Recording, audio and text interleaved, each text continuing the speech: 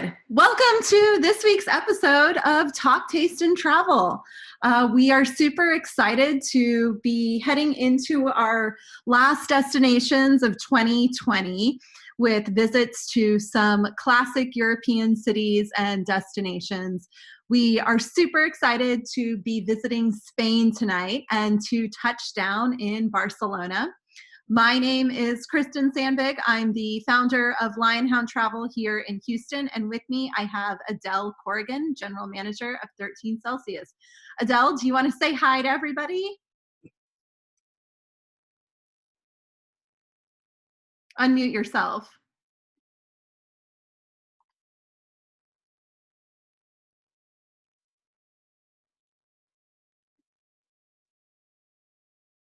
Oh my gosh. Oh, good. There we All go. right. Great connection issue there. Sorry. Well, hi, Adele. Hi. Oh man. So this past week we had Iron Som competition over at Backstreet/Hugo's. Be intense. I think some people were there. I think who joined us weekly, which was pretty cool. I'm not sure. There was like 3 different parts. I started at Hugo's to do like an in-person thing, and then they had us do an online thing, and then they took us to Backstreet to do an in-person thing, and then an online thing. And then actually we didn't even do like the last part because everyone was just like done. Like all of the guests were just like done with wine, done with drinking, ready to go home. So we didn't even really finish pouring everyone. It was pretty. I think everyone probably had like 50 different tastes of wine in their glass. It was a lot. Yeah, Iron Som can be a lot. And I imagine especially right now, people probably have a lower tolerance for staying out late and being in groups for a more extended period of time. Right. Well, let's get started. Let's do something fun where we don't have to be in big crowded groups of people or anything like that. And let's take off for Barcelona tonight. So we are super excited to be visiting this amazing country. Those of you who have been with us for a while know this isn't the first time we've visited Spain, but this is the first time we're visiting like a really classic part of Spain. We've been to the Canary Islands, we've been to Galicia, and now we are touching down in Catalonia. And with endless cultural festivals, world-class beaches, and a renowned nightlife, Spain is impressive 365 days of the year. You could spend years exploring Spain. From Madrid to Barcelona to Girona to Bilbao, it's such a vibrant country. And whether you hit the slopes of the Sierra Nevada, wander the vineyards of Priorat or Rioja, make the pilgrimage along the Walk of St. James, or worship the sun in the Canary Islands, Spain is guaranteed to impress you any day of the week. September to November are some of the best times to visit Spain. You're in shoulder season, but you start to see the autumn leaves changing colors, and this is also when harvest is. So for all of our winos here joining us every week, this is the time that you want to go, especially in like late September, early October, in my opinion. That's when you get all of the benefits of having the beginning of fall, but you still get that warm weather and you get to enjoy the Mediterranean climate. June to August is the most popular time to visit Spain, but the weather really is perfect all year round. However, December through February can be pretty chilly. So with that, let's touch down in the BCN International Airport and let's take off for wine country. So Adele, give us a little overview of wine in Spain and tell us where Catalonia is and where Priorat is specifically. We've, as you mentioned, done a couple different regions in Spain before, but I would say Spain as a whole, there's a wine for everybody. They make a variety of different styles, unlike some of the other places that we've been to before, where the styles tend to be not necessarily for everyone. They're a little bit limited. You can find everything in Spain.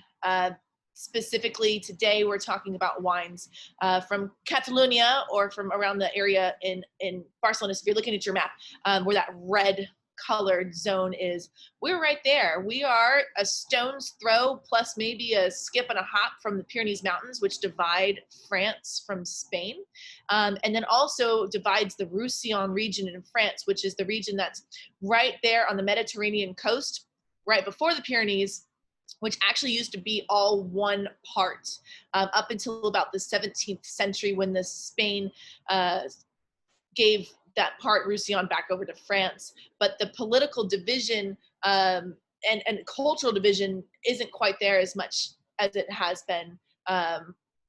People still consider themselves Catalonian, whether you're on one side of the border or not. The two also have like a similar flag that they fly and have similar interests in the types of wines that are produced from this region as well. And I'm very excited about the sparkling wines that exist right outside of the region, which is in the Pinedes region. And then a little bit further to the south and west, about 100 miles, you'll get into some really heavy red wine country.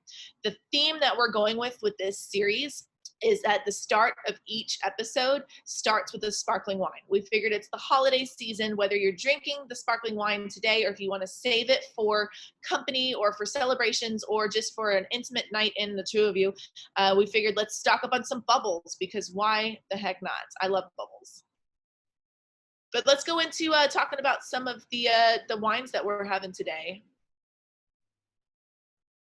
So a lot of the Spanish wines, specifically those from Catalonia, there's like 3 themes to know. That a lot of wines from this region, they come from wealth, they come from industry and modernization, and there's a lot of some interesting history behind these wines, along with the fact that they are a bit more modern. So with the first wine that we have today is the Cava. If you aren't sipping on it already, pop it open. We're already drinking it. And this is, don't put orange juice in it. It's okay. This one's a really good Cava, I promise. But to go along with the theme of industry, when sparkling method wines came to Spain, they debuted in Catalonia. When stainless steel fermentation was invented in the 60s, it started in Catalonia. With a lot of famous winemakers that were already very wealthy, the famous enologist René Barbier sought to find a new region to plant really high-end red wines. He went to Catalonia. If you're sensing a theme here, all of these wines in this region tend to go with this wealth, modernization, and industry surrounds all of the theory and everything like that for these wines. So like in wine number 3, we'll learn a little bit more about that one, comes from a very already wealthy, famous person. And although, there is a lot of technical innovation with these wines, there still is this really cool backbone of tradition with some of the older styles, like we'll explore in wine number 2, that have a lot of, generations long, deep history. So I'm very excited to show these wines. A lot of them are benchmark styles and also like very important wineries in not only Spain, but in the wine world. So with that, let's sip on this first wine while Kristen takes it to our main destination of Barcelona. So Barcelona, we have arrived, and it's an absolutely amazing city. This part of Spain is known for just its amazing architecture, the fantastic museums, the breathtaking scenery, the beautiful beaches, the exciting people watching, and it is perfect. If it's your first time visiting Spain, it's a must-do city. It is an amazing city, but as with any big city, you do need to use your street smarts and follow basic travel safety. Pickpocketing and bag snatching is pretty common here. It is the only place in the world that I have actually well, I wasn't personally like robbed, but me and one of my girlfriends were on the beach and a guy came up and took her bag. And I told her, and she ran after and stole it back from him. But we were just laying there on the beach sunbathing, and this can happen. So it is a place where you do want to be on your guard. There are a lot of people. There is a lot of hustle and bustle. So keep your belongings close to you and just be mindful of where your things are. The Mediterranean climate in Barcelona keeps the year mild all year round. And even in winter, you'll see people sitting seaside and watching the sunset over the ocean, or excuse me, the sunrise over the ocean. It is separated into many different districts and neighborhoods, and exploring Barcelona's different personalities is always a really exciting part of the destination. One of the most famous neighborhoods is the Gothic Quarter, and it is known, you can do tours of it, you can spend time there and really get a sense of Barcelona's architecture, and it's fantastic. The Las Ramblas is another really popular attraction, which is the really busy main drag. It's something that you'll probably cross along at some point during your visit, but it's not something I think you need to go out of your way to do. It tends to be really, really busy. And then, as Adele kind of mentioned, because of its location in the northeast corner of Spain, it is a fantastic place to either start or end a trip. You can combine it with France. You can do day trips to the tiny little mountain country of Andorra. You can combine it with Madrid, with the Canary Islands, and with the Balearic Islands of Mallorca, Menorca, and Ibiza. And there's just a lot to do to really make an itinerary centered around Barcelona and Spain really fantastic. So let's talk about some of the properties to stay in when you visit Spain. I wanted to give you guys a little overview of some of the more traditional and well-known properties, but we'll dive a little bit deeper into some of the more boutique and artistic properties later in the show. El Palace is central to the hustle and bustle of downtown, and it is on a quiet street, though, just steps away from the exclusive Paseo de Gracia and the mythic Las Ramblas and the historic Gothic district. So feel the pull of 1919 in your spacious neoclassical room with a marble bathroom and original fireplace. It's combined with state-of-the-art facilities, travel from the rhythm and blues of Cuban notes with the live music on Friday nights at the unique Bluesman cocktail bar, or watch the sunset over far-off cupolas of the 360-degree view rooftop terrace. The enormous tasseled room keys are a delightful touch of nostalgia, and they'll make you want to return really soon. The Majestic Hotel and Spa is an icon in the heart of modernist Barcelona, and it is an exclusive 272-room hotel that sits across from Gaudi's famed buildings at Paseo de Gracia. You can reserve the penthouse to experience catch-your-breath views of the Sagrada Familia Cathedral. And Michelin-starred chef Nandu Jubani oversees the sophisticated buffet breakfast, which is actually included when you book it with me, and the hotel gastronomy overall. They have a farm-to-table restaurant here that's absolutely amazing, and it's the perfect place to enjoy after-dinner drinks at La Dolce Vitae rooftop terrace. The Mandarin Oriental is the last kind of classic property I want to share with you guys. This property has become an icon in Barcelona, and it's ideally located near many of the city's main attractions. It offers an atmospheric setting on the Paseo de Gracia with contemporary interiors by designer Patricia Urquiola. And the 120 rooms and suites are among some of the most luxurious in all of Barcelona. The chef here has been awarded 2 Michelin stars, and the Priorat rooftop bar serves his Peruvian delights. The spa is designed as a haven of serenity, and it makes the Mandarin Oriental one of the perfect bases to explore the Catalan capital. If you noticed a trend that all of these hotels kind of share, in addition to their location, is that they all have rooftop bars. And if you're visiting Barcelona, you'll notice that the rooftop culture is something they take very seriously. So choosing a hotel based on its rooftop is a totally normal thing to consider when you're planning a trip to Barcelona. I want to talk a little bit more in detail about Hotel NERI. So San Felipe NERI Plaza is a hidden quarter of the Gothic, or a hidden corner of the Gothic Quarter. And it's one of the city's most picturesque and romantic squares.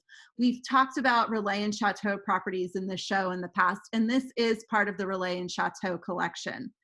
It is a place that's anchored in history with the Sant Felipe Neri Baroque church in which Gaudi used to pray daily, and Gothic buildings which were moved and reconstructed stone by stone in the mid-20th century.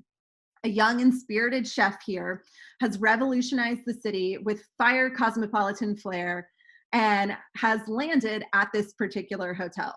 Alain Gouillard was just passing by and happened to fall in love.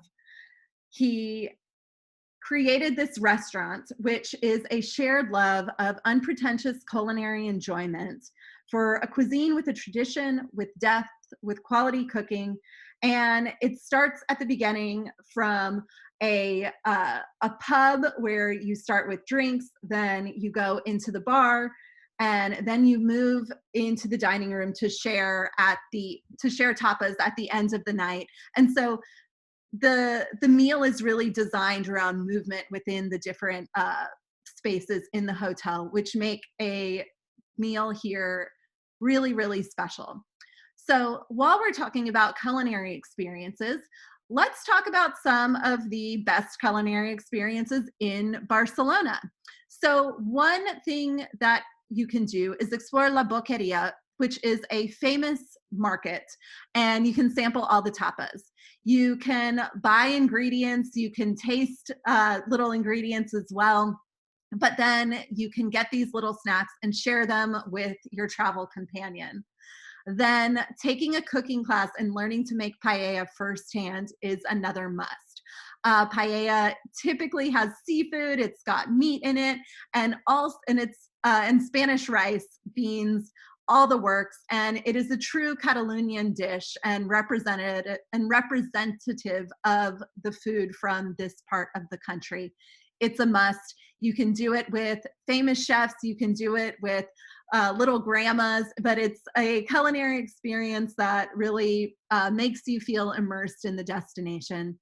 And then last, you can sip cava at one of Barcelona's secret restaurants, which are these little hidden restaurants that are super small, and you have to be in the know to go to them. Think of it as the speakeasy concept, but with food. Or you can head to Penedès to drink at the source. And it looks like this is actually the vineyard and the cava from our first wine tonight. So that seems like a perfect segue into getting into these bubbles and the details. So Adele, take it away. Tell us about this. Tell us about cava.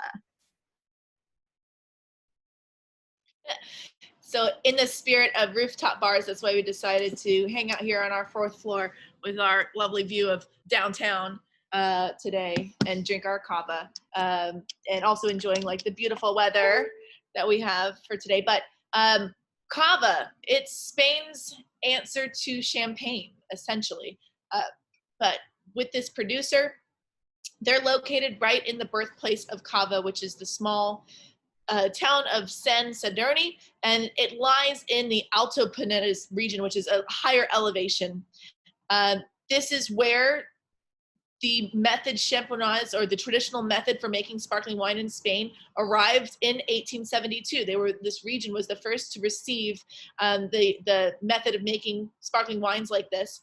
And being one of Europe's highest altitudes, along with some of the other ones that we've talked about the past several episodes of Crete, and when we also did Sicily, the higher altitudes in Cava, in the Penedès region, are perfectly situated to cultivate some of the unique grapes here. And what's really important about like high altitude vineyards, you have a little bit slightly underripe grapes, and they make more higher acid wines, which are essential. If you want to make sparkling wine, you have to have grapes that are high in acid. So along with being innovative and modern, like the Cava region, most of the vineyards, specifically from this one producer, are a little bit older vineyards, but they were the very first one in Spain to employ biodynamic practices. So not just in the region, not just in, of Cava, but of all of Spain. Marqués de Glejera was the very first one to do biodynamic. All organic, their estate, as well as all their vineyards, they own themselves. And even today, not a single berry or a liter of purchased wine from the outside goes into their Cava. They make everything in-house. And this is really important because it's going to segue into just like a brief tangent and why this is relevant and why that information is super relevant. Go back to one more slide. We're going to get to this part in just a second. But a lot of cheap Cava exists to this day. Admittingly so, Cava is not my favorite sparkling wine and usually not my favorite go-to because there's so much oversaturation in the market. There's so much cheap, mediocre minus Cava. And the issue is that a lot of these cheap Cavas, they source their fruit from less ideal vineyards that are actually not even within the Pinedas region. Cava DO, or Cava, the denominación de origen, the delimited area, it actually covers a style and not a physical region. So therefore, vineyards and grapes can be sourced from all over Spain, not necessarily like within the Pinedas region. They just call it Cava because that means the style. It's one of the only parts of Spain that actually really does this. And so therefore, I mean, technically Spain sort of like mapped out the region that happened to coincide with a lot of the vineyards that many of the producers throughout Spain were already making wine.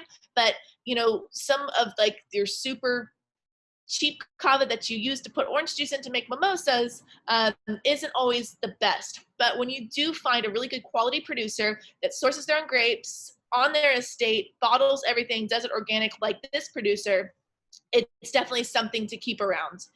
Bottles of Cava, you can always spot them because on the cork or on the label, they have the 4-pointed star. And they're usually imprinted on the cork. This one has it on the cork, the foil, all over the bottle, that little 4-point star right there. Anyway, okay, so back to the wine. What I also really like about this wine is that this company is run by an all-encompassing, just badass lady. She's the matriarch of the family. Her name is Maite Esteve, and she is the grape grower, the winemaker, CFO, label designer, marketer, director of sales, HBIC, if you know what I mean, for this winery. And we're always about promoting badass women in the wine industry. And this is the Marqués de Glejera. I think this wine has richness to it on the palate. It reminds me of a yeasty champagne. And the reason being is that this is a Gran Reserva. So in addition to being Cava, something else to pay attention to on the label is if it says Reserva or Gran Reserva.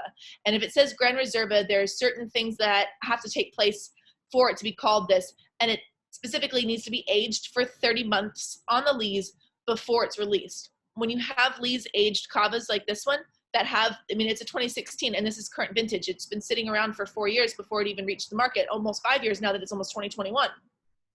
When you have this lees aging and this extended aging in the bottle, you develop some of those more like unctuous, toasty brioche notes that a lot of people seek in champagne. Well, now you can find it in Cava with the right producer for a fraction of the cost. Good Cava, like even like the high-end Cavas, should really never cost you more than like $75 on a wine list. So it's pretty fun if you know what you're looking for and want to try something like champagne, but a little bit different. But speaking of which, okay, let's go to the next slide because I know we're going to talk about like what the difference is between Cava, champagne, Prosecco, other Cremants, and other sparkling wines. And just for a brief, deep dive into that, we know champagne. We know the word champagne. Most of you guys probably know that champagne can only come from Champagne, France, in order if it's called champagne. If you do have California champagne, they are able to call it that because they never intend to export it outside of the US market. That's how they get away with it. That's why it's California champagne. But if they were to ever sell it outside of the United States, it would be totally illegal. You would not be able to put champagne on the label. Champagne has to come from Champagne, France. Cava has sort of that same thing as well. But basically, a few different reasons why Cava and Champagne and Prosecco are different. They all use different grapes in their production. Cava uses a blend of mostly Priorat, Jarello, Macabeo, Malvasia, and Chardonnay and Pinot Noir sometimes. So indigenous grapes to that region. When you're looking at Champagne, Champagne is a blend of grapes as well, but using French grapes, Chardonnay, Pinot Noir, and Pinot Meunier. And then sparkling wines from like Italy, like Prosecco, they use a grape called Glera. So in addition to like the different grapes that are used in making sparkling wine, Cava and Champagne are similar, that they use the traditional method. That means that the secondary fermentation takes place in the bottle. That's why you have that lees aging. That's why all the bubbles are very concentrated. And then if you go to Prosecco, Prosecco does a tank method where the fermentation takes place in these large stainless steel tanks. Then it's bottled. And that's why the carbonation and the mousse is usually not quite as great in Prosecco. Prosecco tends to go flat a little bit faster. And the main reason why Prosecco doesn't use the method champenoise or the Champagne method is because the grape of Prosecco, called Glera, it's a very soft grape with very delicate flavors. It's floral, it's peachy, it's got little like notes of pear. And when you do this aggressive Champagne method of aging in the bottle, it mutes all those beautiful fruit flavors. And so the Italians prefer doing the tank method, which is a softer fermentation method, and you can still taste the grape underneath the bubbles. So that's kind of a brief breakdown of Cava versus Champagne versus Prosecco. Also, price points for Champagne start at $65, $75, and for Cava end at $60 to $75. But any bubbly is always one of my favorites. It's always a great way to start at the night, right, Kristen? Let's talk about some pairings. Kristen, do you have any ideas other than what we had suggested for everyone, which was like cheese and charcuterie? I think cheese and charcuterie is one of my favorite ways to experience so many of the Spanish wines, just because they do all of it so well. And in particular, I like the idea of having manchego with like olives and maybe some chorizo and some Marcona almonds. And oh my goodness, my husband just brought me a cheese plate with all of these exact things. So let's see. So, yeah, what you? Let me show you. Tell me if you can see it. I've got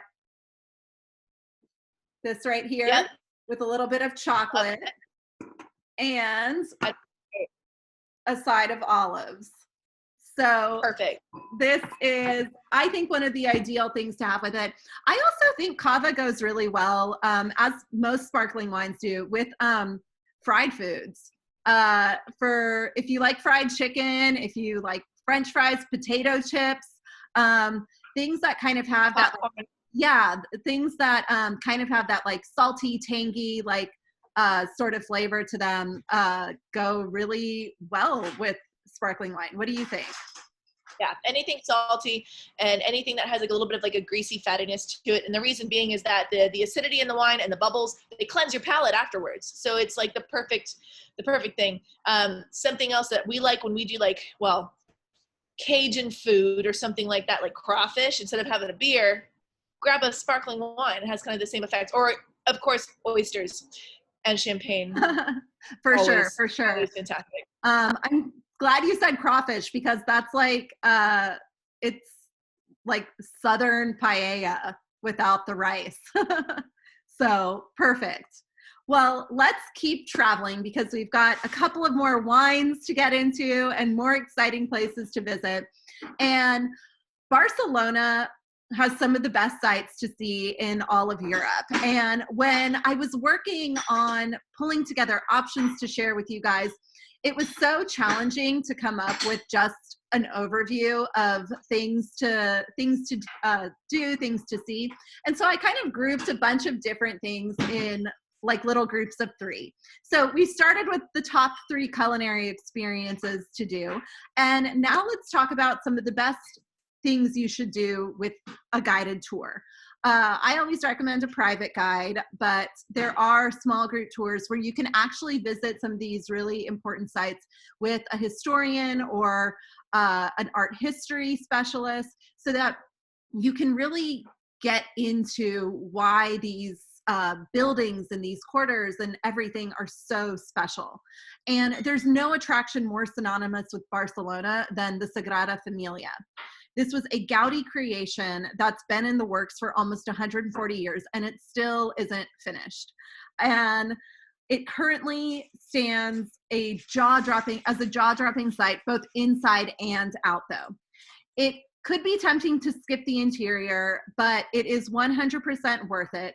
And I highly recommend getting skip the line tickets to do this and going as early as possible so that you can avoid the crowds and you can really have a special experience when you're here. That being said, doing a Gaudi architecture tour is another thing that is really awesome in Barcelona. One of the ways to approach this tour is by getting an overview in the beginning of the urban planner for Barcelona and his 1859 enlargement laid out of the modern city. And these architectural wonders were kind of the backdrop of that. And the Casa Mila, which is also known as La Pedrera, is another famous site, which you guys can see here. And it has a fantastical exterior. So you see with lots of the Gaudi artwork, it almost looks like you're, these are buildings that you would see in a dream or something. There aren't straight lines. They have these wavy sort of textures. They're really different from anything that we associate with buildings that we see today. And this is something that you can see lots of these facades on your own, but having a guided tour is really beneficial to really understand where these buildings fit in the context of the city and in history and on a larger scale. And then another thing that I think is really special is to learn about Catalan independence and the Spanish Civil War. Catalunya truly has its own identity, and they think of themselves as Catalan before Spanish. They even have their own language, which is kind of a mesh between Spanish and French. I actually took a semester of it when I was in college, and it's tough to speak. But Picasso has many works. Yes. Is the Catalan, is that with the lisp? So in Castilian Spanish in general has kind of a lisp, but it's really prevalent in Catalunya. So yes, you do have the lisp where they'll say Barcelona, but you also get some of that in Madrid as well, and just Castilian Spanish in general. But Catalan sounds more like, it's like a lisp, but it's in the side, like the side of your tongue. So if you think of like the side of your tongue feeling really heavy, it sounds like lish. And it's more like shushy when you speak it.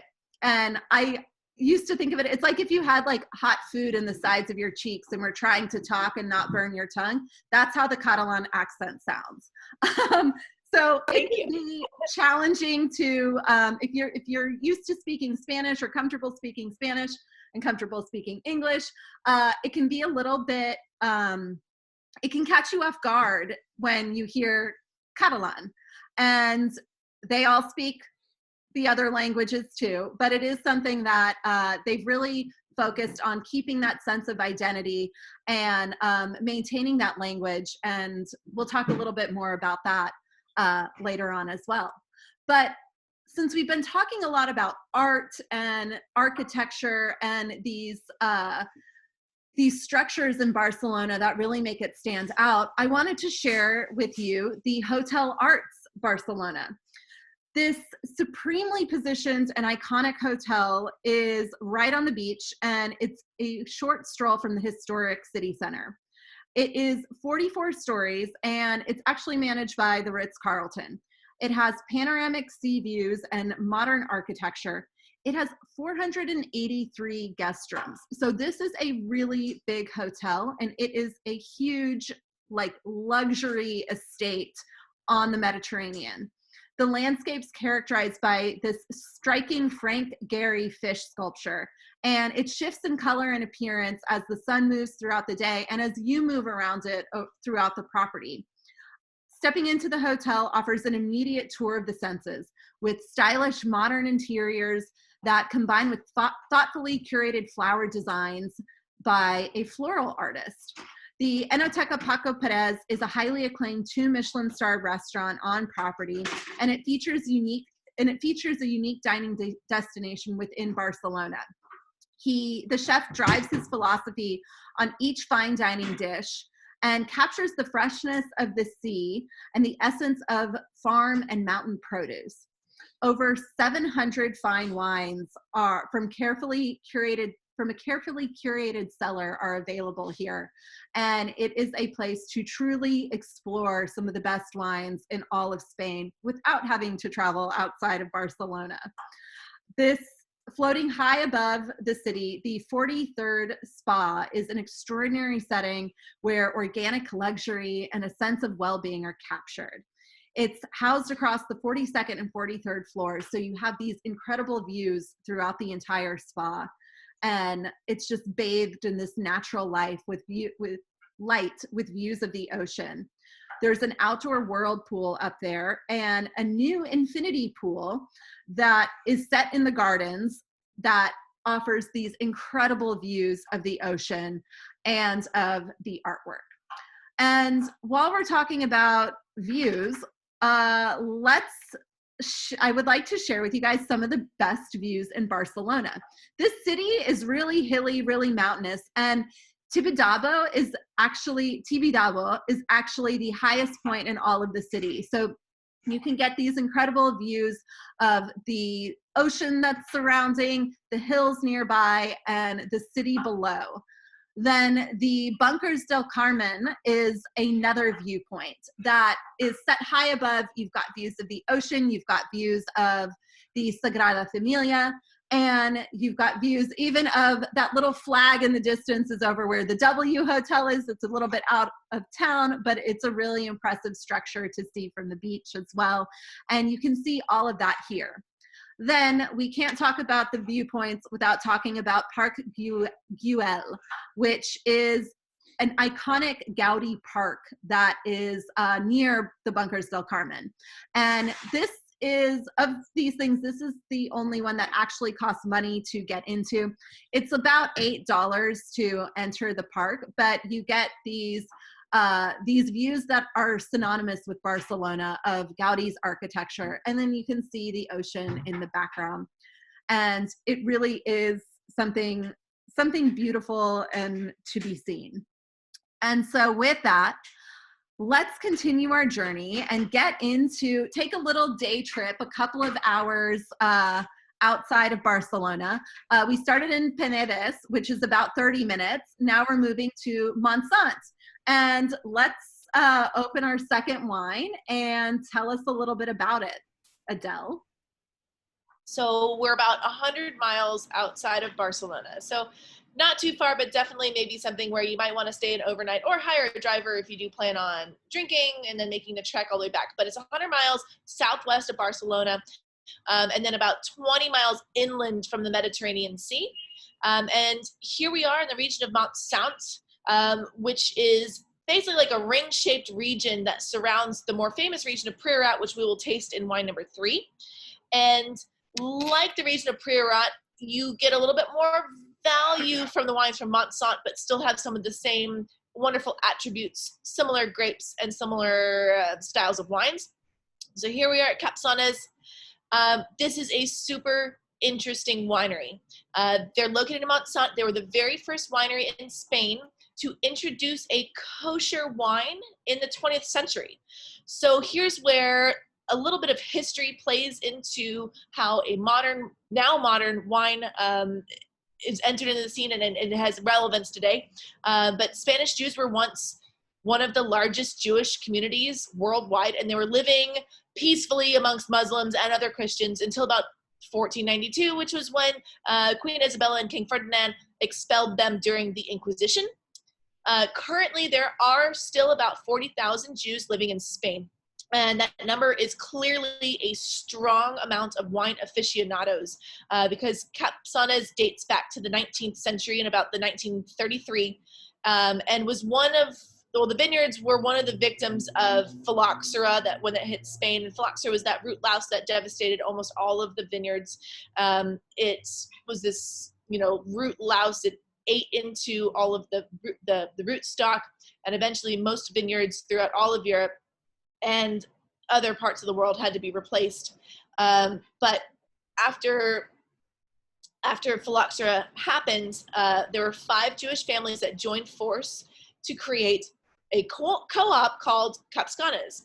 And then over the years, their co-op became more and more popular, more successful.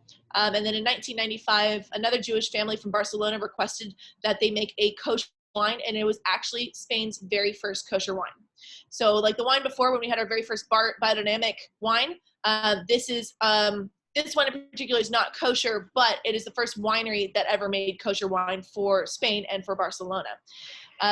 They are able to identify and isolate small different parcels of really good quality fruit that are controlled under non-mashubal conditions, and about 5% of what they annually produce is kosher wine. So it's pretty freaking cool. The other cool thing, just like the wine that we had before, female winemaker and all around badass. This is Ana Rovira, who's in the pictures here. She's surrounded by some of the incredibly old vine garnacha. If you can see this picture, these vines, they have no trellising. There's no, support sticks or anything like that. They're like hands, just like emerging thick trunks underneath from the, bush vine trains, basically. You'll find bush vines all over Australia of old Shiraz and Grenache. You'll also find bush vines specifically in Châteauneuf-du-Pape, and that is a rule in Châteauneuf-du-Pape, France. They have to be bush vine trains. And all of these vines that you're seeing here, especially the ones that she's holding in her hands, these have got to be 150 to 200-year-old vines. This wine that you're drinking, if you want to switch to the next slide there, is 100% Garnacha.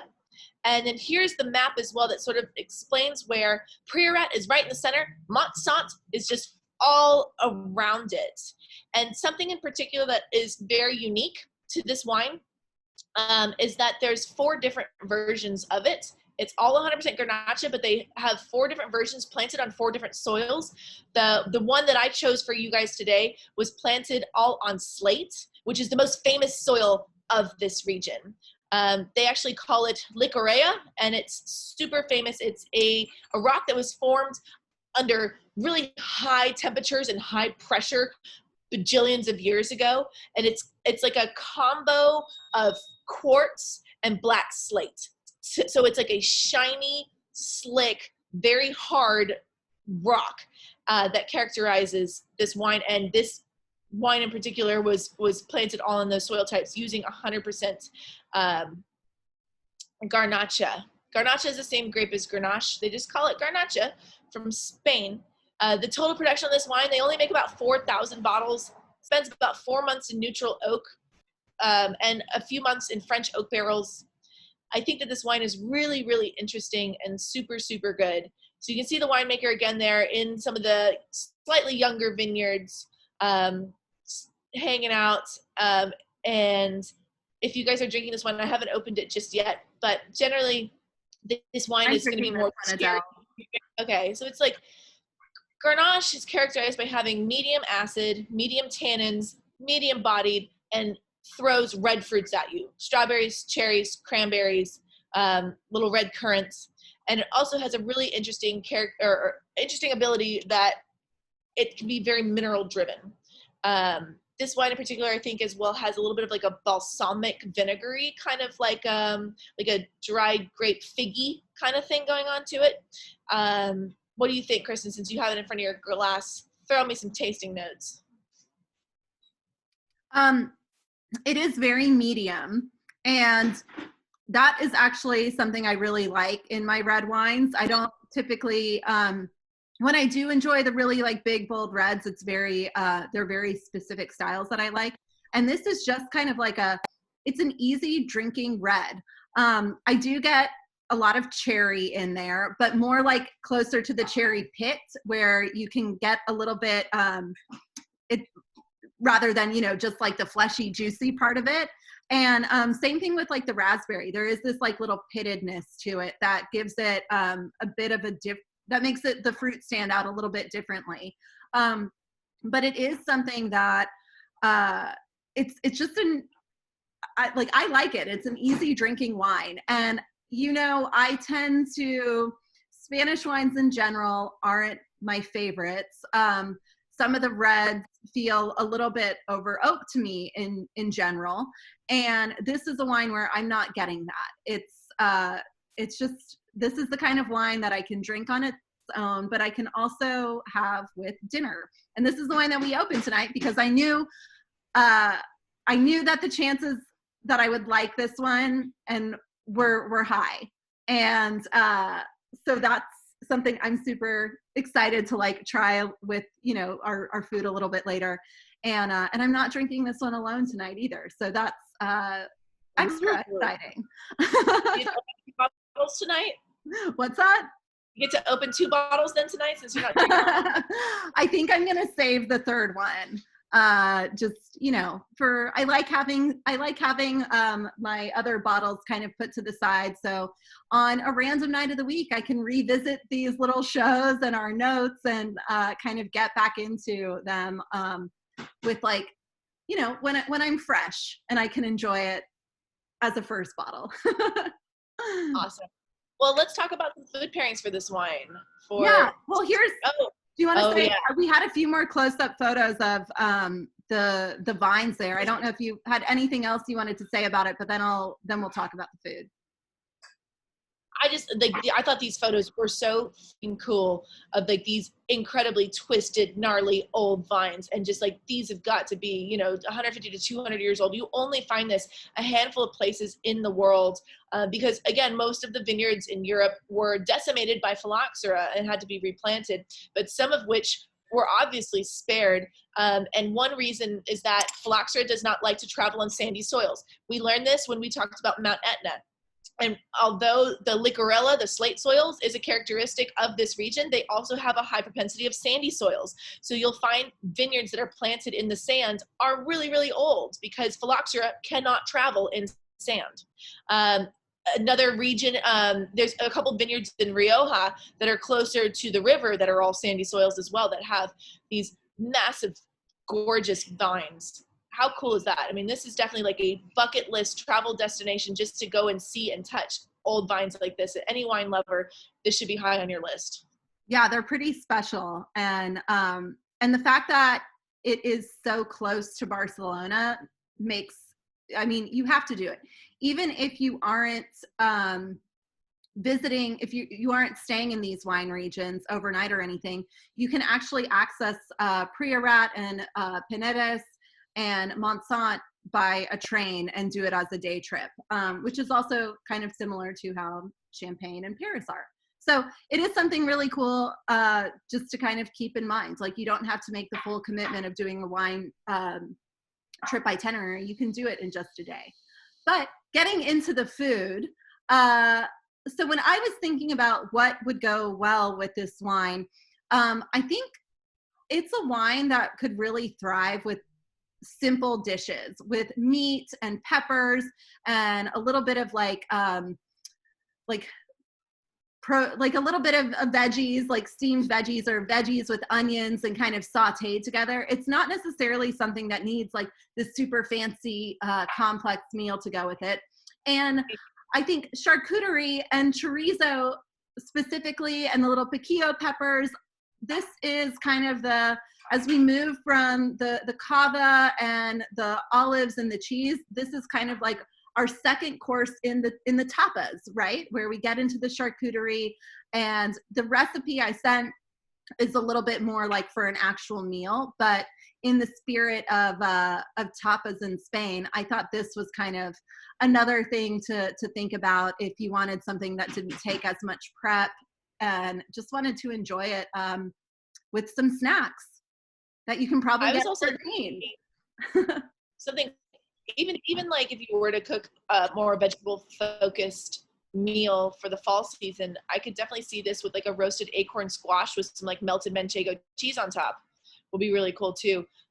There's famous Michelin star restaurant in the area called Can Bosch, and they actually use this wine for one of their pairings with a roasted cod with vegetables cooked at like a very low temperature for a long time. So it does, this wine is another one of those cool reds that could actually go with fish, as long as you have like cool. vegetables to support the structure of the wine. For sure. That's awesome. Well, let's keep going. This is exciting. So as we get into, before we talk about the last hotel that I think is really cool, Barcelona is a place where you really can have some unique experiences that you can't anywhere else in the world. The festivals here are known all over Europe, all over the world for being just fantastic. One thing to do is to visit Barceloneta Beach. This is actually where me and my friend Haley, I don't know if she's on tonight, but she usually attends the show. She and I went to Barcelona when we were in our 20s. We did the whole nightlife thing. We did all of the things. And then we were just hanging out at the beach. And this is kind of where we had our little incident. And as you can see, it's really crowded. It's a place where you have to kind of keep your stuff, keep watch over your stuff. It is great for people watching. And the best way to see it, though, is to hop on one of these little sailboats right over here with your bottle of Cava and to get away from the crowds and explore the Mediterranean by the ocean. And this is a fantastic place to do it. You get to see Barcelona and the Catalonia region from the coast, and just to enjoy that Mediterranean breeze for a full day, for an afternoon, whatever you please. Then another thing that is super unique about Barcelona is for every festival, holiday, whatever they have, they make human towers to celebrate. And you'll see locals building human castles on Las Ramblas. If you're there over a holiday weekend, which chances are it's pretty easy that that could happen, because everything is always a celebration, but this is something that's really spectacular to watch. And you can see little kids climbing up these grown humans to kind of make the top of these towers. And you have so many people who do it, and it really is something that's wild to see. And then the culture of football, you can attend a game of FC Barcelona, and the best game to attend is when they play Real Madrid. Back when I was there, that game was actually happening when we were in town. While Haley and I were at the beach, the guys that we were visiting Barcelona with went to the actual game. We were like, oh, no, that's okay. And Real Madrid, if you follow European soccer at all, they're kind of like a force to be reckoned with right now, and nobody likes them because of that. But back when we were there, it was when Barcelona and Real Madrid that would have been a true competition. And football is such a part of the Spanish culture and the Spanish identity. You have to find a way to visit a game if they're happening when you're in town. So I want to talk about the last hotel, which is probably one of my favorites when it comes to staying in Barcelona. And this rooftop has a lot to do with it. History, art, and pure sensual delights come together majestically at the SERRAS Hotel. And it is in Barcelona's celebrated Gothic quarter. Here, breezes blow from the Mediterranean into large rooms with balconies, and they offer a front row seat to the trendy Barcelona neighborhood. It's an elegant 5-star boutique hotel overlooking the new luxury Portobello along the Mediterranean. It offers a unique hideaway with a modern, understated decor, and it's ideal for weekend breaks, business trips, and luxury holidays, all happening in the heart of Barcelona. It has a cool, trendy atmosphere and world-class amenities and a dedicated personal service for a truly memorable hotel experience in the first studio of Pablo Picasso on vibrant Barrio Gótico. There's only 30 rooms. It's chic. It's comfortable. You've got another Michelin-starred chef here who provides an incredible gastronomic experience, and you can enjoy the sunset or the sunrise at this beautiful rooftop pool, or you can hang out with a cocktail in this lobby as well. So this really is a special property. And with that, let's continue on. Barcelona, as we've kind of seen from the maps that we've shown you guys, Barcelona isn't very far from a lot of really cool stuff. And there are lots of really fantastic day trips that you can take from the city. So it is possible to base yourself entirely in Barcelona and get out and about to see different things in the surrounding areas. Besides wine country, Montserrat is another impressive excursion from Barcelona. It's hard not to be in awe of this emblematic mountain range, and it's 30 miles west of the city. It's an easy little trip. You could even do it in only half a day if you wanted to spend the morning or the afternoon sailing along the coast. Montserrat actually means serrated rock in Catalan, and it houses one of Catalonia's most important Catholic sites. It's played a decisive role in the cultural and spiritual life of the region. Santa Maria de Montserrat Abbey and the Basilica of Montserrat includes the Black Madonna and are worth touring. There's a funicular that goes up the slope to the Santa Maria de Montserrat Monastery, and the site actually dates back to the 11th century. And this has been a focal point in both the Catalan and Spanish history, including the Napoleonic Wars and the Spanish Civil Wars. So if war history is something that's a little bit more exciting to you, this is a really interesting thing that you can kind of include in a day where you're diving into Spanish history and Catalan identity. You can follow in the footsteps of pilgrims and discover this monastery firsthand. The Black Madonna is Catalonia's favorite saint, and her sanctuary is nestled within the basilica next to the Benedictine monastery. This is where the basilica is where the Virgin's located, and there's also the Escolania Boys Choir here. So if they're in season, if you're lucky enough to have the opportunity to attend a show while you're there, take in a performance, and it's part of the religious services that you can attend here. There's also a museum that has a robust collection ranging from archaeological artifacts to modern and contemporary paintings, including works from Monet, El Greco, and Caravaggio. So it is something that is very historically significant, and it's also beautiful. Girona is another place that many people visiting Barcelona want to visit. This medieval city has historical roots in Christian, Jewish, and Muslim cultures, and it's only 30 minutes by train from Barcelona. It's a historical hub, and it's a true crossroads of religion and culture. A day trip there is the perfect way to really immerse yourself in the city.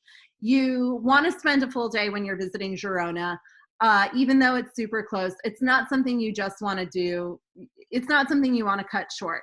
And what makes it really unique is that it has played this pivotal role in the stories of Christians, Jews, and Muslims. And you can see a view of the city here just after sunset, but strolling during the day, you'll see how colorful the city is. You'll see these bright buildings, and you can pass through the city gate into the historic center and trace religious and cultural roots back through time. This is a part, Adele mentioned the Jewish culture and the Jewish history in Barcelona. And this is a town where you can really get into that and have an experience to learn a little bit more about that history. And it does kind of pair well with visiting the Jewish quarter within Barcelona, if that's something that is interesting to you, because this history, Girona, Catalunya, all of this, these were significant places within World War II history, and it is a place to really get into all of that and to give it the attention and the respect that it really deserves. And then the last day trip I want to mention is the country of Andorra. You can actually visit France and Andorra as a day trip from Barcelona. It's super close. You could have lunch in France, spend the afternoon hiking in the little mountains of Andorra before heading back to Barcelona. Andorra is also a ski destination. If you do happen to visit Barcelona in the winter and you want to avoid the crowds, you want to get there when the rates are good and the city has cleared out a lot more, this is the place to go and tack on a little ski trip or a mountain trip there with it and really immerse yourself in this kind of snowy winter wonderland. As you can see, it's also really gorgeous in the summer, so it's worth a visit then as well. Then the last day trip that I think really will complete our itinerary today is heading down to Priorat. So Adele, let's open this last wine and let's talk about Priorat, the little region within the Montsant circle. Tell us about this final wine and tell us about Priorat, why it's important, how it's different from Ribera del Duero and Rioja and these other big Spanish reds, and let's get into it. I think that Priorat is a region that people kind of forget about when they think about full-bodied Spanish spicy reds, and this is definitely something that is shouldn't be forgotten, and also is something, if you love full-bodied, high-octane red wines that see a considerable amount of oak, things that need a little bit more time to sit around and age, your California cab drinking friends will absolutely love the wines from Priorat. So we're starting the tasting of, maybe for some of you guys might be your first ever Priorat wine, or maybe some of you guys have had these before, but we're gonna try Font de la Figuera. It was established in '97 with two very wealthy people, Charlotte and Christopher Cannon, who own an import company called Europe Van. And Europe Van was like a very important key player in importing Bordeaux worldwide, and then under the guidance of a famous winemaker and enologist, René Barbier, who we've mentioned at the very beginning of the episode. If it wasn't for René Barbier, Priorat wouldn't exist, but under his guidance, he sort of found about 10 hectares for Christopher and Charlotte to purchase and start their project, Font de la Figuera. But a lot of what Priorat makes Priorat so important is this guy, René Barbier, who we've mentioned now like 6 times, but he was essentially like the founder of everything that we know today from the region of Priorat. He wanted to start a new project. He wanted to focus on Garnacha, Syrah, and also some French varietals like Cabernet, Cab Franc, and Merlot, and looking for different locations in Spain to do this. And he went to Catalonia. He went to like slightly southwest of Barcelona, and is now making some of Spanish richest, most concentrated red wines. The name Priorat comes from a monastery that was founded based on the vision of a boy who saw an angel ascending to heaven hundreds of years ago. And supposedly this holy region now is fully and solely devoted to making really cool red wines. So I know we talked about Garnacha earlier. Another grape that they work with is called Carniña. And all of these varietals are planted on those same licorella soils, or that black slate that we talked about when we drank our wine from Montsant. It's that sort of clay quartzite combo. And why this is important is that all of the vines planted on these soils, they really have to dig deeply for water. And the more the vine struggles, the more concentrated fruit will be produced, and the less fruit it'll produce, because the idea of having more concentrated grapes makes more concentrated wines. But also, you know, the romantic idea that, you know, you're making a really good quality fruits that thus will be maybe eaten by birds, and your seed will pass on to the next generation to thrive and do better. But when vines struggle is when we find really, really good wines. Managing alcohol is a key factor in the region of Priorat. It's a Mediterranean wine region. It's 20 miles away from the sea there, and so things can really ripen easily. If you just let a vineyard go unchecked, it can ripen up to 18% alcohol. And you'll find a lot of the wines from Priorat they can be a little bit hot. The same ones from like Monsanto, they can be upwards of 14 to 16% alcohol. So again, there is a customer out there. There is a guest. Everyone has someone, a family member or a friend who loves their like high octane red wines, and Priorat is definitely those for them.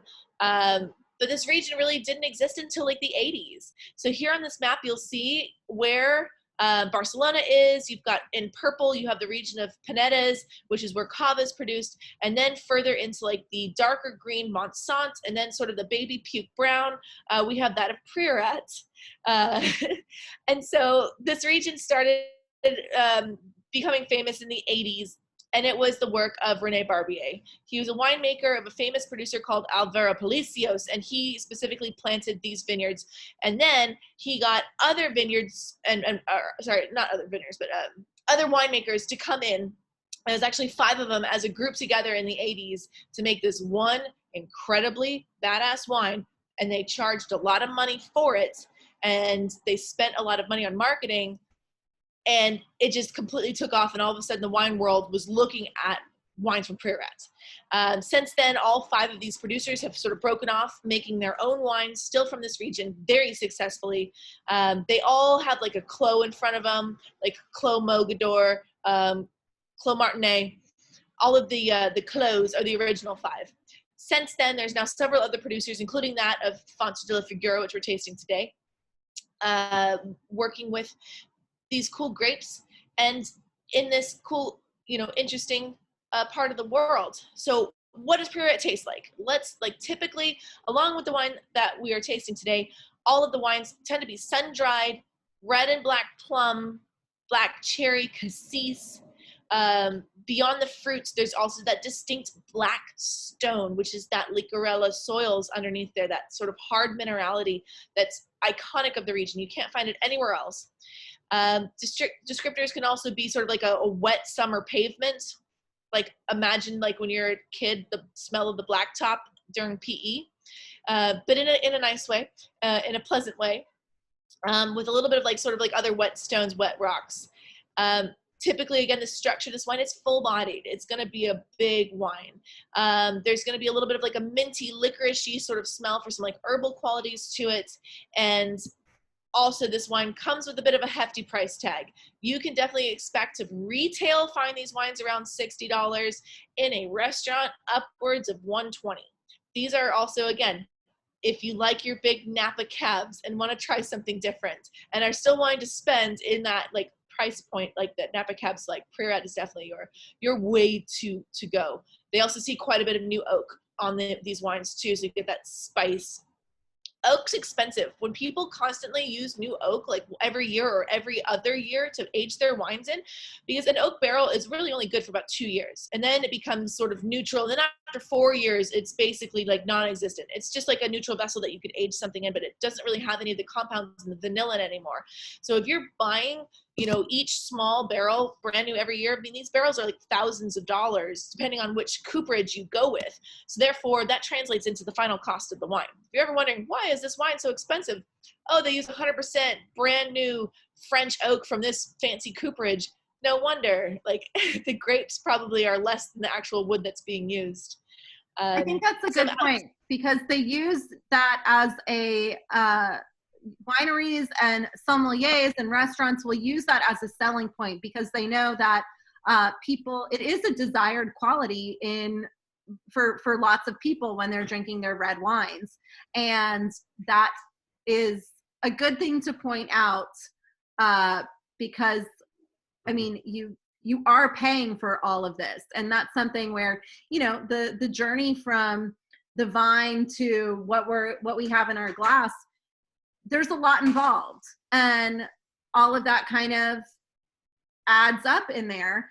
And that's one thing that I think we like to show people pretty often is what is really good without like having all of this kind of intervention, I guess, like without using all of the oak and having different representations of wines and grapes at different price points, how you can find things that like are actually really cool and really special and really like well-made wines that don't have to cover all of those costs as well, and can be, just as good, if not better, than some of these 100% new American oak barrels. Exactly. So in addition to this being a pretty cool wine, a little bit more high end, if you're having some family over who are looking for those big, like full-bodied wines, open this up for them. This is just a picture right here of some of the vineyards within Priorat, and like they're incredibly steep. It is, the terrain itself is very rocky. There's, you know, sparse trees and like cactuses and stuff like that planted around. It's pretty freaking cool and absolutely gorgeous place to visit. Outstanding vintages of the most recent couple decades, 2010 and 2004. So if you're gonna splurge on a bottle of Priorat, look for those two vintages first, especially if your local wine shop has those. Some other fairly good ones, 13, 12, 9, 8, and 5, 2005 are some other really cool ones to look for. But you can open this one up for your family members or for yourself on a special night if you aren't drinking it already tonight. Did anyone open this bottle up tonight? I'm curious to see. Or maybe everyone else is waiting along. Oh, good. A couple people. Love it. Yay. Thanks, Mary. I'm so definitely if you have, saving it. yeah, save it for a special evening. Adele, And of course, question. How long, yeah. with the 2016, which that's what we all have tonight, right? The 2016. Yeah. How long do you think we could hang on to that?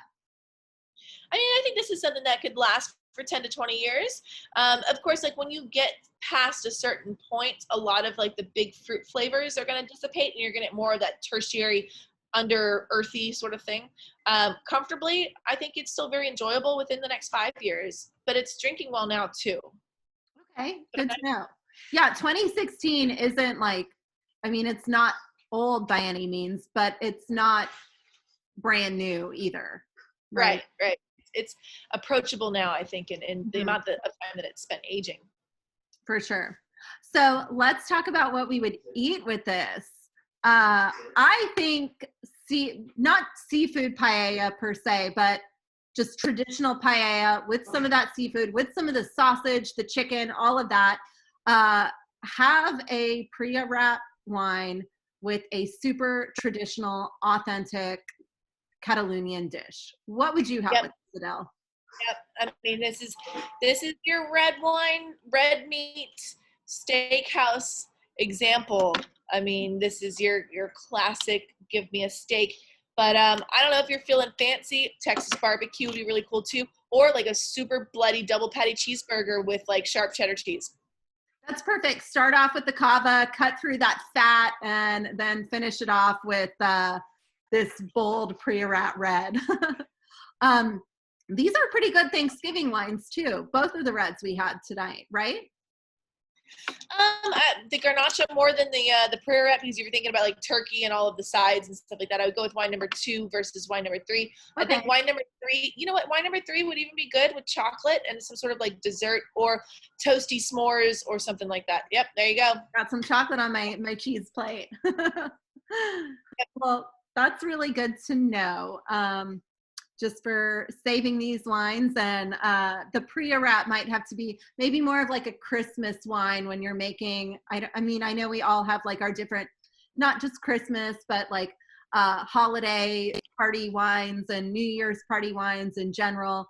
And my mom always would make filet mignon on either Christmas Eve or Christmas Day. And that wine seems like the perfect one to bring over and enjoy with them for this kind of occasion. Yeah, cool weather wines. Definitely. Cold weather. For sure. Cold weather reds. I could never drink a Priorat in the summer. I do tend to like Priorat a little bit more compared to Rioja.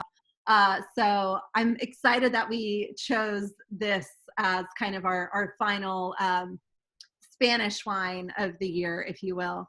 But while we're in Priorat, if you don't want to do it as a day trip, but actually want to spend some time there and do things besides just visit wine country, there's the Escalade Monastery, the village of Siurana, and the Tarragona beaches.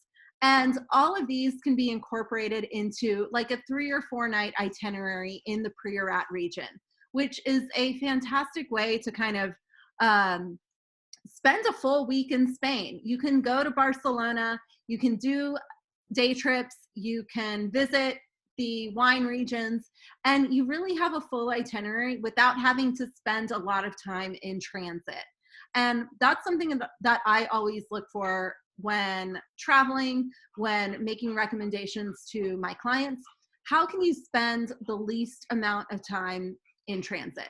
And each one of these activities could be a full day experience. And then throw Priorat in there, and you've got 4 days in Barcelona and 4 days in wine country and outside of town. And you've got a really lovely little trip to Spain. If you are looking for accommodation, our Priorat wine actually has a hotel on property that is 100% the place to stay in the region.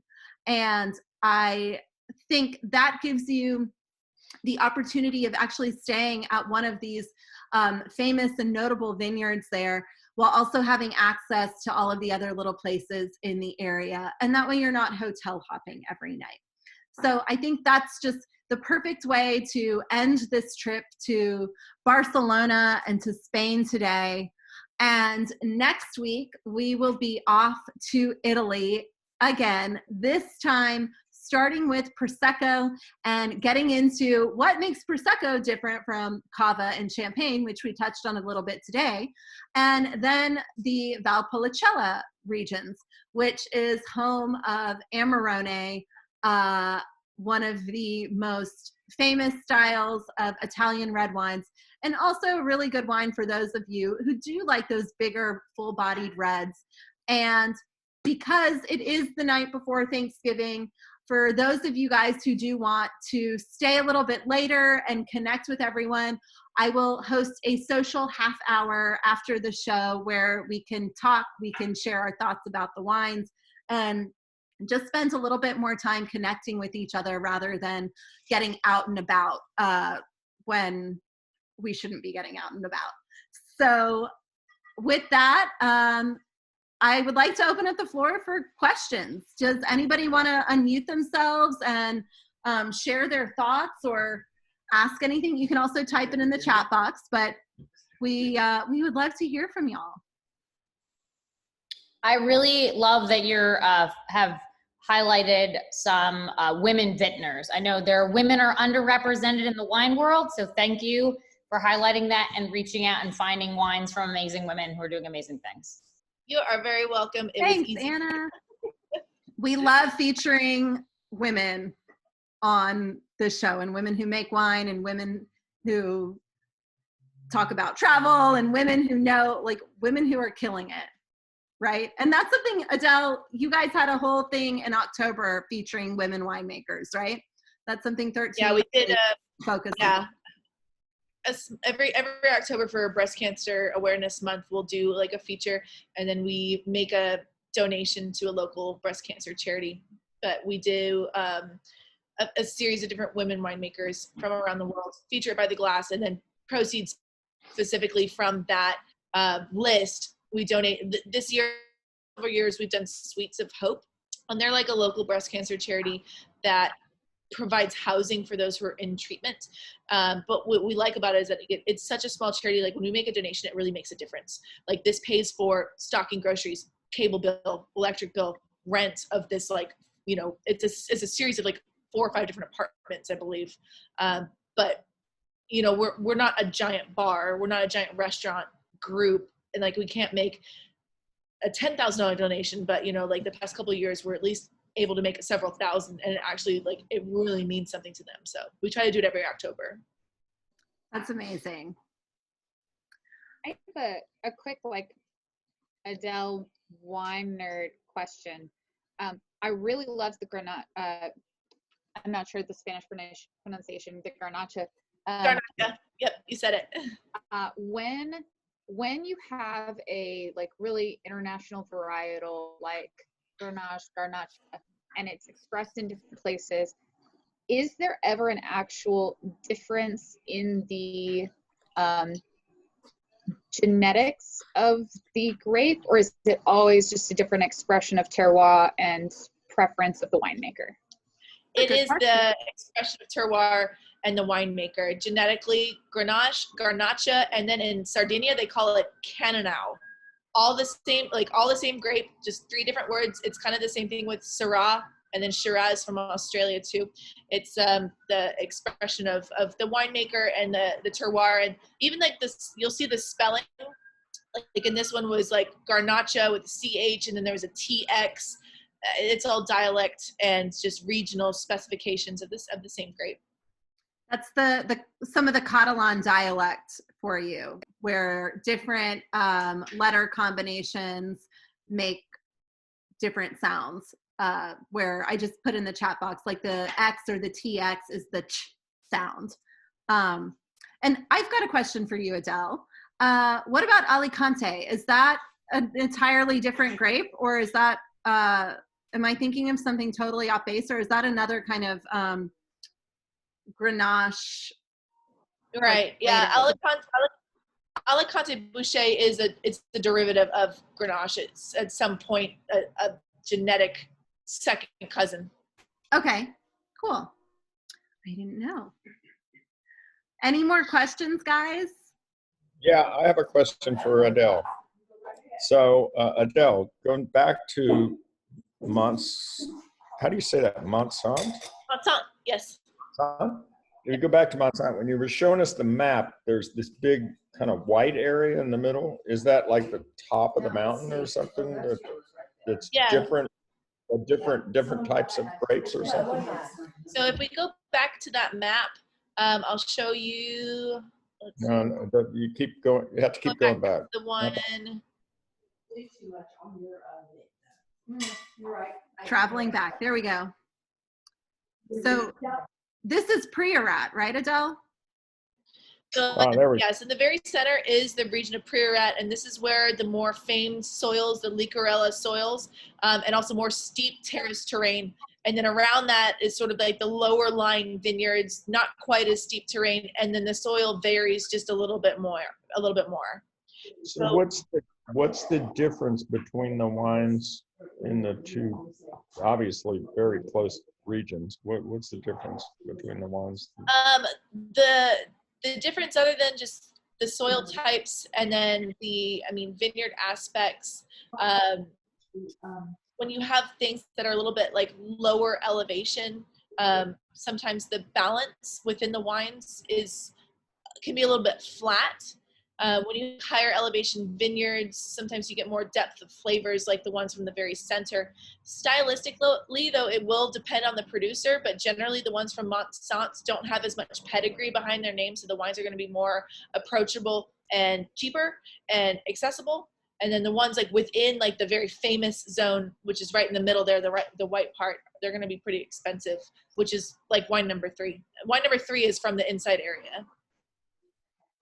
Oh, okay. I got you. Okay.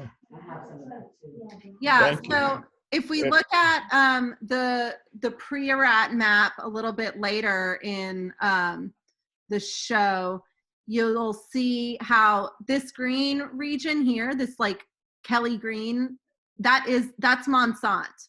So the red region from the previous map. And then this little kind of olive green region within is that white space from the map before. And that's the Priorat. So the third wine is from this olive green region, and the second wine is from the surrounding green region at a lower elevation with different soils. Right, Adele? Yes. Yeah.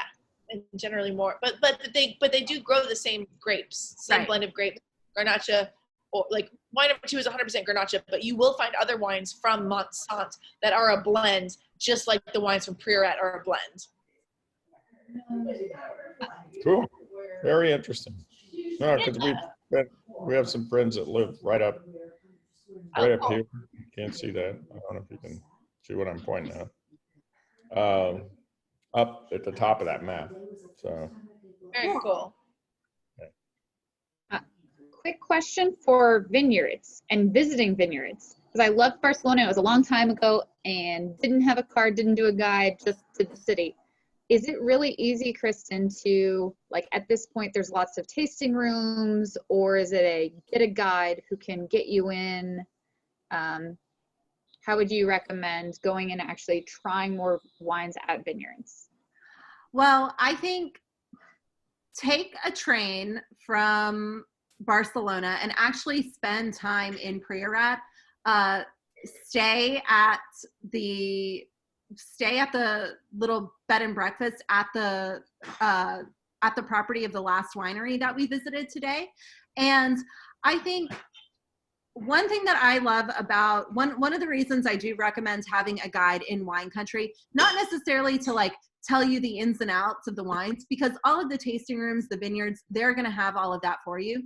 But having a guide makes the best use of your time. So when I talked about minimizing your time in transit, choosing vineyards that are close to each other at crossroads where you can just kind of pop up and then pop up and then pop up and then pop up, and not having to worry about a driver as well. So I guess like the answer to your question is, you know, not necessarily a guide, but have a driver to kind of take you and organize the trip once you're there, so that you don't have to worry about it and you can actually enjoy everything that you're doing.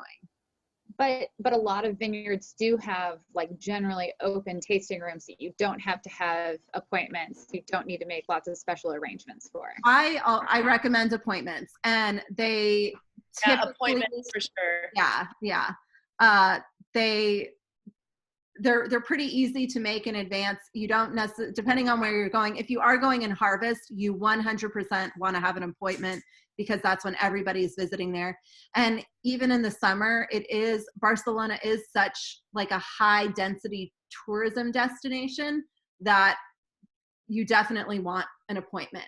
And if you have extra time in between them, you can always kind of go somewhere and see if you can get squeezed in. But to really do it and to be able to enjoy it, schedule the appointment. And when you schedule it in advance, you also can, sometimes they'll have like premium experiences and open reserve wines and special things that you might not necessarily find online. But when you're pre-arranging stuff and having that itinerary together, you can have access to that. That's always been my experience in wine country, and I can't imagine doing it any other way. Yeah, I would say that's almost like a rule of thumb for anywhere in Europe is like appointment, because like they kind of poo-poo their noses at the Napa Valley Sonoma style, where you can just like cruise from one to the other. And I think Barcelona in particular, it is such a touristy city. And whether you're, especially now, the first time I went to Barcelona was in 2008. And since then it has, which I don't feel like was that long ago, but I guess it was 12 years. But since then, it really has blown up. And I think of myself as somebody who likes to be an independent sightseer, but I also don't like waiting in lines. And I want to know, like, I like a mix of everything, you know, like I want to know what I'm seeing, why it's important. And I want to experience those experiences in the best way possible, where I don't have to necessarily, where I'm not missing out. I get major FOMO. And so that's something that I always want to do right. And I advise that as well. With the Gaudi architecture tour, I think that's a good example. If you like architecture, definitely do a tour like that. It's 100% worth it. But there are plenty of things where you can admire the facades. You can do like walking on your own through places. But if you really want to get into the nitty-gritty of Barcelona and the sites, the vineyards outside of town, the day trip stuff, have it planned in advance, because there are going to be a ton of people. And it'll be interesting to see how all of that kind of plays out next summer. But I think reservations in Europe are going to be much more necessary, just in light of kind of what we've gone through in 2020 anyways. Well, I am super excited about next week going to Verona. It's definitely a place where I've spent at least 5 or 6 nights every single year for like the past 7 years, with the exception of this year because of COVID. But it's like a city that I feel like I know. I mean, I can walk around without a map, kind of thing. I'm like super excited to go to Verona and share some experiences. Our special guest for next week is my really good friend Brandon Kern, who is a master sommelier candidate who was with me 2 years ago. Kristen is friends with Brandon and stuff like that too, so he's a hoot, and we're gonna share some funny pictures and ridiculous stories from our travels when we were there on a wine trip 2 years ago. We're very excited. I can't wait. I didn't realize Brandon was our guest. I'm extra excited now. He's wonderful. Thank you guys for joining us tonight. Everybody have an amazing week. Stay safe, and we can't wait to see you guys when we head to Verona and drink some really, really freaking good wine next week. So we'll see you guys then. Cheers. Thank you. Bye.